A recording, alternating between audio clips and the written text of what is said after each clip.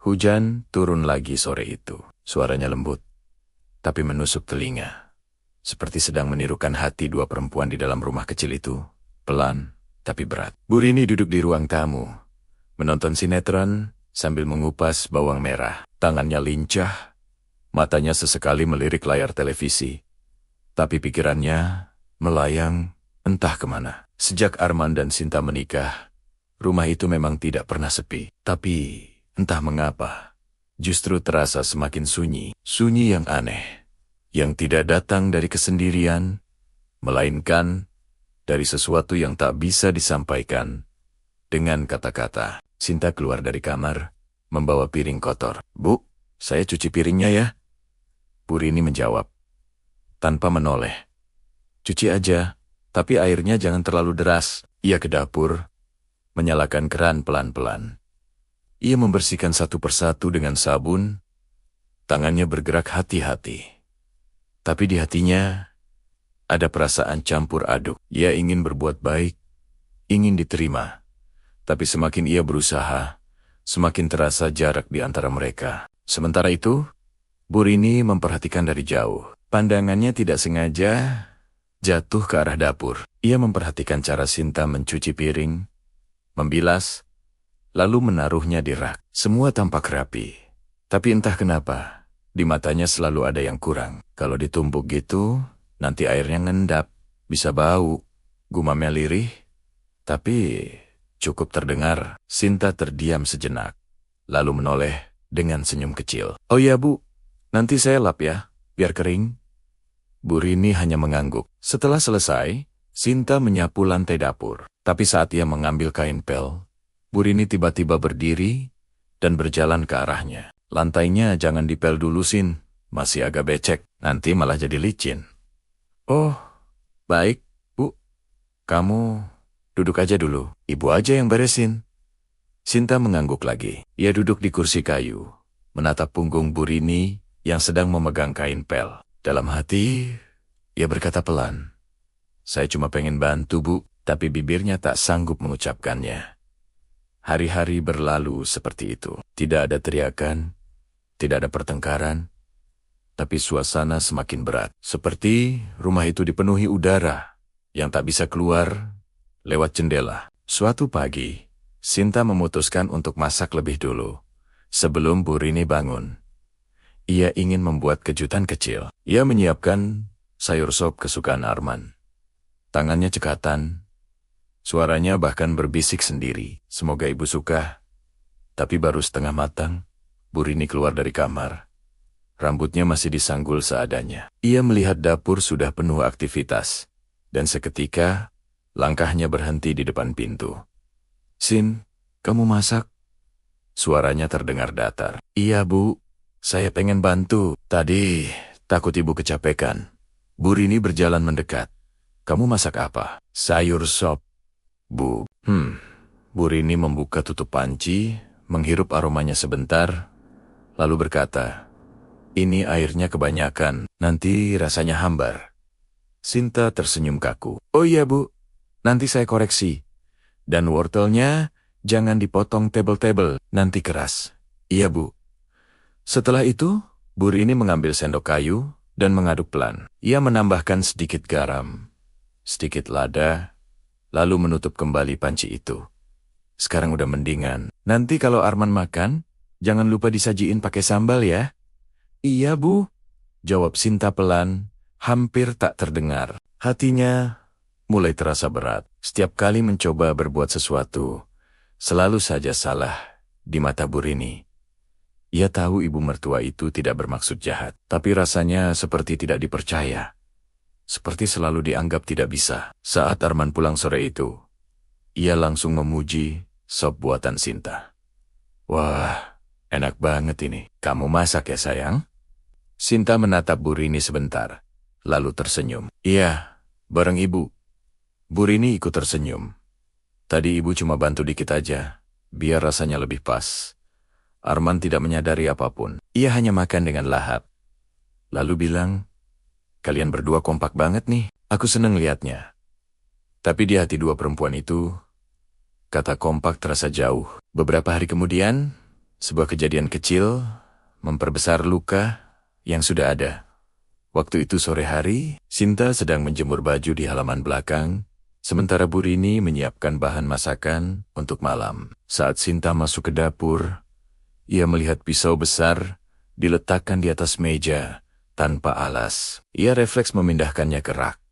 Tak lama kemudian, Bu Rini kembali. Lain kali, jangan ubah posisi barang dapur tanpa bilang dulu. Ibu suka nyariin. Iya Bu, maaf. Kita kan gak ada anak kecil. Jawab Bu Rini cepat. Nada suaranya terdengar kaku. Sinta Tek Jiang. Ia tidak bermaksud apa-apa, tapi kalimat terakhir itu terasa seperti tamparan kecil. Ia hanya ingin menolong, tapi hasilnya selalu sama. Salah di mata ibu mertua. Malamnya, saat Arman mandi, Sinta duduk di ranjang. Diam lama, air matanya jatuh, perlahan, tanpa suara. Ia tahu, hubungan mertua dan menantu memang tidak selalu mudah, tapi yang paling menyakitkan bukan dimarahi, melainkan ketika kebaikan kita tidak dianggap. Di ruang tengah, Bu Rini duduk sendiri menatap jendela. Ia tahu, Sinta sering merasa tidak nyaman. Ia bisa melihat dari cara Sinta diam, dari cara gadis itu menunduk setiap kali ia berbicara. Tapi ia juga tidak tahu bagaimana harus bersikap. Ia tidak pernah bermaksud keras. Ia hanya takut kehilangan. Dulu, setiap pagi Arman selalu minta dibuatkan kopi olehnya. Sekarang, kopi itu sering dibuat oleh Sinta. Dulu setiap malam, Arman sering duduk di teras, menemaninya bercerita. Sekarang suara tawa Arman lebih sering terdengar dari kamar belakang, bersama istrinya. Bu Rini menatap foto mendiang suaminya di dinding. Pak, sekarang cuma mereka berdua yang bisa ibu temani. Hari demi hari ketegangan kecil terus menumpuk. Suatu siang, Sinta menjemur baju, sementara Bu Rini sedang masak di dapur. Angin tiba-tiba kencang, dan jemuran jatuh ke tanah. Sinta buru-buru masuk ke dalam, sambil membawa baju yang basah lumpur. Ia minta izin mencucinya ulang di bak dapur. Bu, saya ulang cuci ya, kena tanah tadi. Iya, Bu. Sinta bergegas ke kamar mandi, menahan napas panjang. Tapi saat membuka lemari bumbu, ia kaget melihat garam yang dulu ia pindahkan sudah dikembalikan ke tempat semula. Ia tersenyum kecil, meski getir. Ibu nggak suka perubahan. Ya, gumamnya pelan. Bu Rini mendengar dari belakang. Saya cuma ngomong sendiri. Oh, sunyi lagi. Arman bercerita tentang pekerjaannya, tentang bos yang lucu, dan rekan kerja yang baru. Bu Rini tertawa. Sinta ikut tersenyum. Tapi di antara tawa itu, ada jeda panjang setiap kali mata ibu dan menantu bertemu. Selesai makan, Sinta mencuci piring. Tapi kali ini, piring kesayangan Bu Rini yang bermotif bunga tiba-tiba terlepas dari tangannya dan pecah di lantai. Suara pecahannya keras sekali. Sinta terkejut, langsung jongkok, berusaha membersihkan pecahan sambil berkata gugup. Astagfirullah, maaf Bu, tadi licin banget. Bu Rini berdiri cepat, wajahnya berubah pucat. Sinta berhenti sejenak, menatap pecahan di tangannya. Saya benar-benar nggak sengaja, Bu. Bu Rini menahan napas. Matanya berkaca-kaca. Kamu hati-hati dong. Barang itu satu-satunya yang tersisa dari dia. Suaranya melemah di akhir kalimat. Sinta menunduk. Tangannya gemetar. Matanya panas. Saya tahu, Bu. Saya nggak mau bikin ibu sedih. Bu Rini menoleh. Piring peninggalan bapak kamu pecah. Bisa diganti? Kamu tahu nggak? Itu kenangan terakhir dari almarhum bapakmu. Arman terdiam, lalu berkata pelan. Bu, Sinta kan gak sengaja. Udah, jangan dibesar-besarin. Suara itu terdengar biasa. Tapi bagi Bu Rini, seperti luka yang terbuka lagi. Ia memandang anaknya lama, lalu berkata dengan suara yang nyaris bergetar. Sekarang kamu bela dia ya, bukan ibu lagi. Suasana beku. Tak ada yang bergerak. Sinta masih jongkok di lantai. Arman berdiri di tengah, dan Bu Rini perlahan melangkah ke kamarnya tanpa menoleh lagi. Malam itu, tak ada yang berbicara.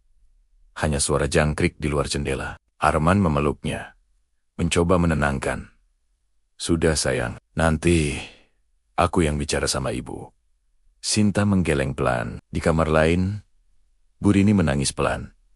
Menutup mulutnya dengan selimut, agar tak terdengar siapapun. Ia tahu ia terlalu keras, tapi ia juga merasa anaknya mulai menjauh. Ia ingin memeluk Arman. Ingin bicara dari hati ke hati.